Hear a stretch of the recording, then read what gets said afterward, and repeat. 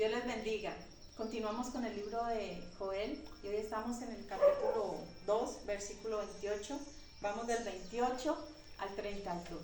Bien, dice así: derramamiento del Espíritu de Dios. Bueno, aquí vemos que en el Antiguo Testamento el Espíritu Santo era derramado solamente con muchas limitaciones. Digamos, venía el Espíritu Santo sobre los profetas, sobre los reyes y sobre los sacerdotes. Cuando, digamos, recibían el Espíritu, venía sobre ellos, sobre por ejemplo Joel o cualquier otro de los profetas. Ellos recibían palabra de Dios y así era acomodado en la profecía. Así fue como fue inspirada la Biblia por el Espíritu Santo, que aunque era limitado venía sobre aquellas personas. Bien, y entonces vemos aquí una promesa de un derramamiento. Dice: y después de esto derramaré mi espíritu sobre toda carne y profetizarán vuestros hijos y vuestras hijas. Vuestros ancianos soñarán sueños y vuestros jóvenes verán visiones. Bueno, está diciendo, y después de esto. Bueno, ¿qué es después de esto? ¿A qué se refería? Bueno, a la restauración de Israel. Bueno, algo que debemos recordar es que el pueblo estaba en escasez, ellos habían pecado y Dios les había hecho un llamado, que se arrepintieran, que buscaran al Señor de todo su corazón, que hicieran ayuno, que proclamaran asamblea y que se reuniera todo el pueblo, tanto niños como ancianos, como aún los recién casados, o sea, que todos salieran, que era algo urgente. El arrepentimiento debe ser de carácter urgente, o sea, fue de carácter urgente en aquel momento y debe serlo ahora. El arrepentimiento es algo que no da espera, no debemos de esperar, si estamos mal en pecado, esperar más allá, más adelante, porque tal vez ese día no llegará si no lo hacemos hoy. Dice la Biblia que hoy es el día de salvación, y así, si ellos, dice la palabra, que si ellos se arrepintieran de todos sus pecados, el Señor iba a traer esa restauración. Dice que los lagares los harían de mosto, que estarían saciados de pan y todo esto, y al parecer el Señor lo hizo. El Señor hizo y restauró al pueblo, pero bien, como sabemos la profecía es de doble cumplimiento. Aquí dice, bueno, entonces, después de la restauración de Israel, un derramamiento sin igual viene del Espíritu Santo, después de la vindicación de Dios con su pueblo. O sea, Dios va a vindicarse con su pueblo, va a haber esa reconciliación, esa palabra tan maravillosa que nos gusta tanto, restauración y también restitución. Es algo hermoso saber que el Espíritu de Dios hoy está entre nosotros. Versículo 29, continuamos en el 28. Dice: y después de esto derramaré mi espíritu sobre toda carne. Es decir, no solamente se limitaría al pueblo de Israel, sino sobre toda carne, es decir, hacia el resto de las naciones. Dice: en Pentecostés empezó a cumplirse el derramamiento del Espíritu Santo, parcialmente, no es como un anticipo de lo que vendrá. El Espíritu hoy es derramado sobre gente común y corriente. Antes solo era para reyes, sacerdotes y profetas. Y eso están Hechos 2:17. Yo quiero ir ahí a Hechos desde el 16, donde dice, más está hablando aquí el apóstol Pedro: mas esto es lo dicho por el profeta Joel: en los postreros días, dice Dios, derramaré de mi espíritu sobre toda carne, y vuestros hijos y vuestras hijas profetizarán, vuestros jóvenes verán visiones y vuestros ancianos soñarán sueños.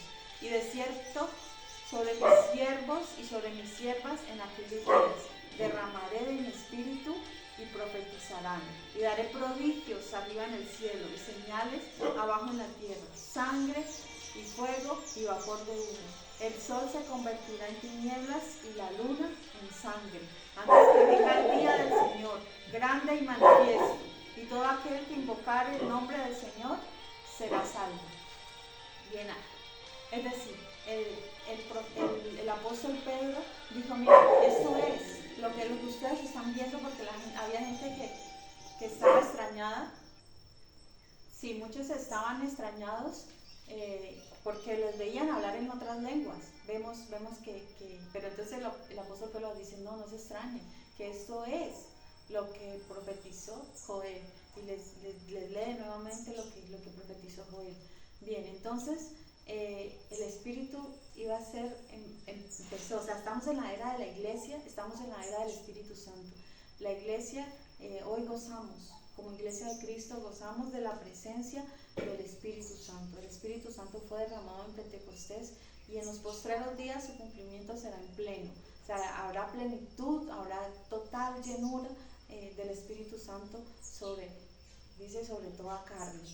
Bien, entonces dice, y profetizarán vuestros hijos y vuestras hijas. Bueno, yo aquí saqué algunos ejemplos en la Biblia de hijos que profetizaban. Bueno, por ejemplo, las hijas de Felipe, el evangelista, profetizaban. Y esto está en Hechos 21:9. No lo voy a leer, pero es un ejemplo, ¿no? Las hijas de un evangelista, de Felipe.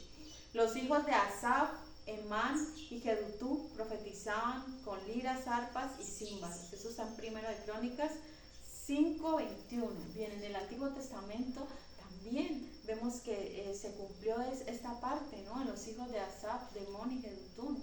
Ellos profetizaban alabando al Señor con los instrumentos que Dios les había dado la facultad para tocar.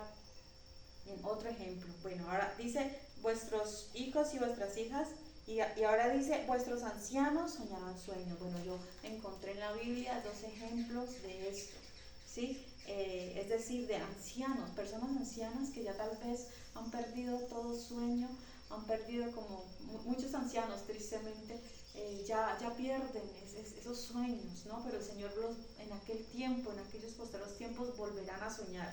Bueno, un ejemplo que yo vi en la Biblia dice que Abraham tenía 75 años cuando Dios le promete un hijo. A los 75 años, ya a esa edad ya los hombres ya digamos están jubilados, ya pensionados, ya no se sienten fuertes para muchas cosas, y ya para tener un hijo ya puede ser tal vez demasiado tarde. Bueno, a los 100 años ese sueño fue hecho realidad.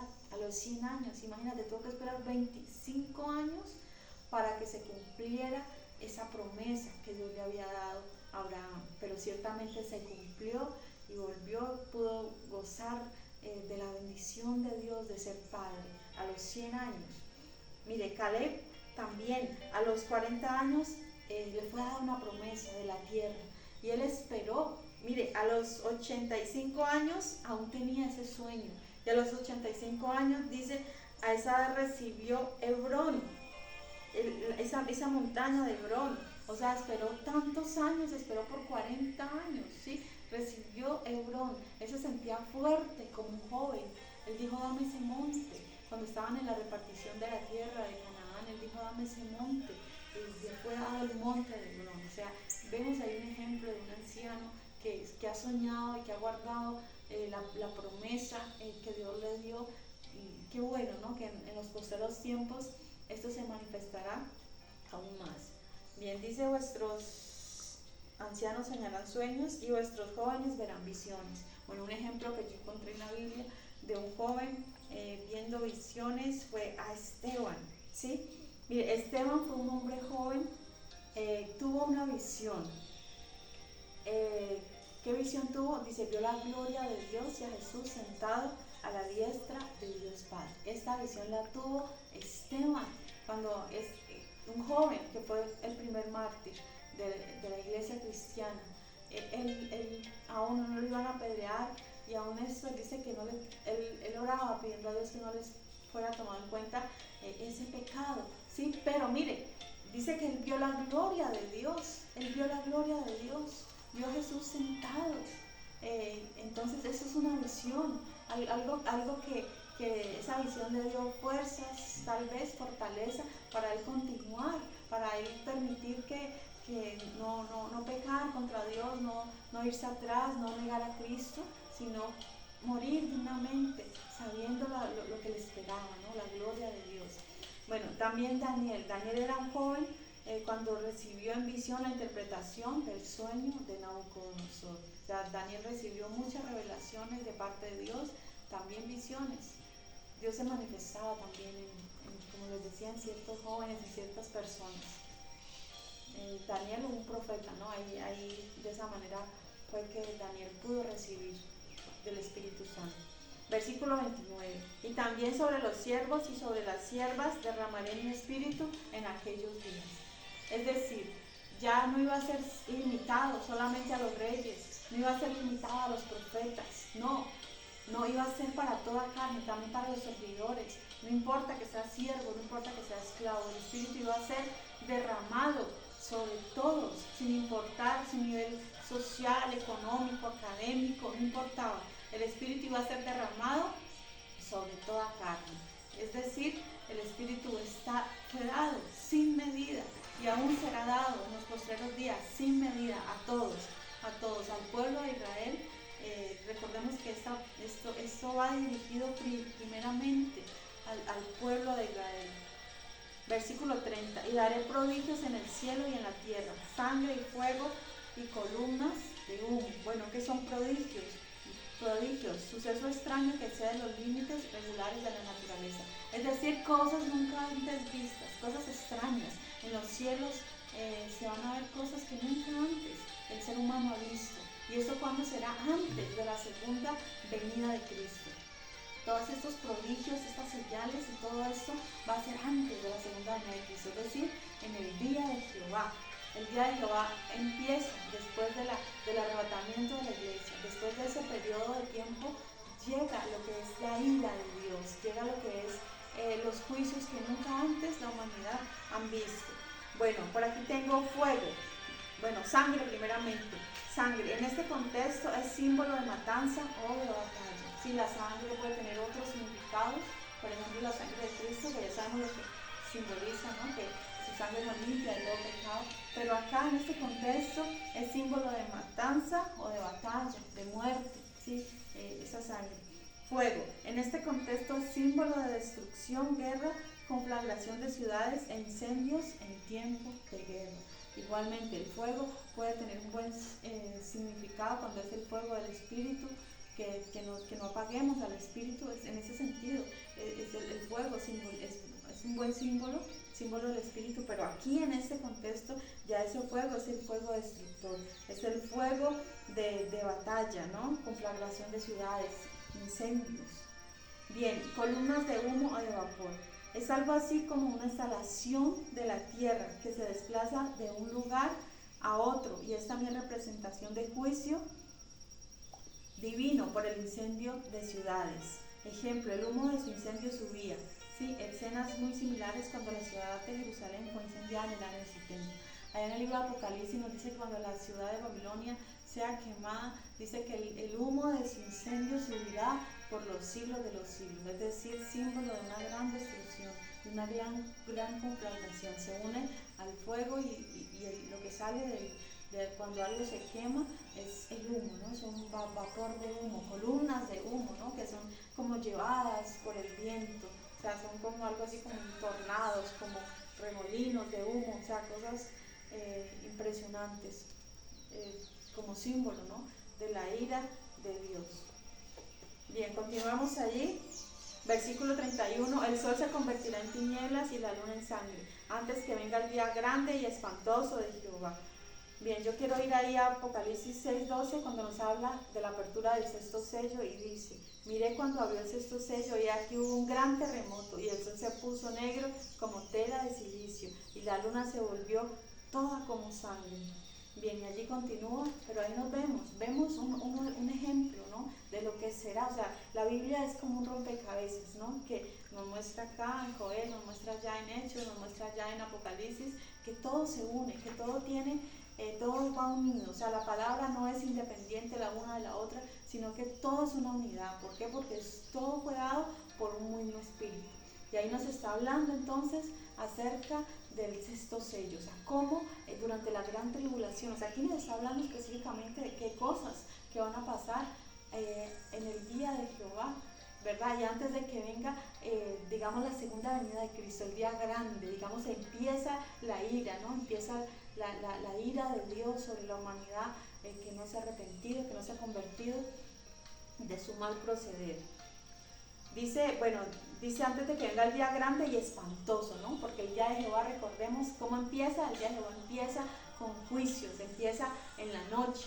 Y y avanza hacia el día. ¿Hacia cuál día? Hacia el milenio, hacia el reinado milenial de Cristo, donde habrá paz en la tierra.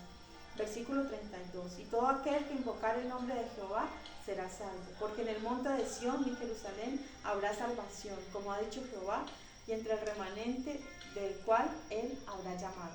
Bien, miren, nosotros muchos piensan y muchos predican que durante la gran tribulación ya no habrá salvación, que ya no habrá más oportunidad, o que si la habrá será solamente para los judíos.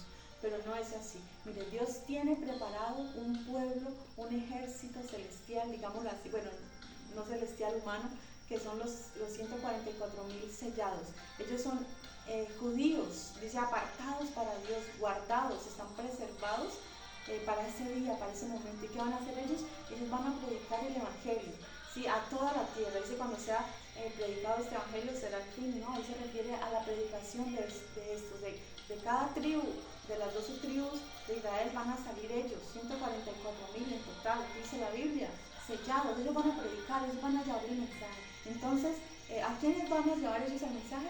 A todas las naciones.